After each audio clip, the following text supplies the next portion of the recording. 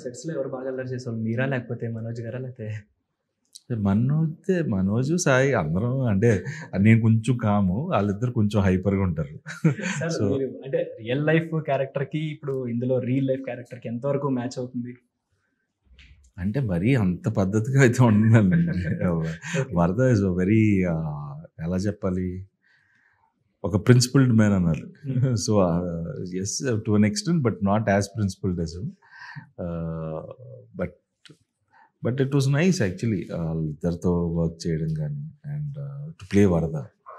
That was fun. Super. Sir ఇప్పుడు సెట్స్‌లో జనరల్‌గా ఫ్రెండ్స్ మనకు తెలిసిన వాళ్ళే మనతో పాటు వర్క్ చేస్తున్నారు. కో యాక్టర్స్ అని తెలిసినప్పుడు జనరల్‌గా మనకి ఎప్పటినుంచో రిలేషన్ ఉంటుంది వాళ్ళతో. సో, వాళ్ళకేమన్నా నిక్ నేమ్స్ పెట్టి పిలుచుకొని అట్లాంటివి ఏమైనా ఉన్నాయా? నిక్ నేమ్స్ పెట్టడం వాళ్ళతో అట్లా ఫన్నీగా చేసిన ఇన్సిడెంట్స్ అట్లాంటివి ఏమన్నా? లేదు. అంటే మరీ అంత చిన్నపిల్లలం కాదు కదా! కొంచెం ఎదిగాం. సో, మామూలుగానే పిలుచుకున్నాం. బట్ ఇట్ వాస్ బేసిక్‌గా Manoj is like live wire. Hmm. అస్సలు మనోడు సెట్‌లో ఉన్నాడంటే ఇంకా it is fun. He make sure everyone have lunch together. Hmm. So, it is like almost like ఒక పెద్ద బంతి భోజనాల్లాగే ఉండేది సెటప్. సో, మనోజ్ ఉన్నాడంటే హీల్ మేక్ ష్యూర్ కంపల్సరీ మొత్తం అందరిని రావాల్సిందే అంటాడు. So, to create that atmosphere is very important.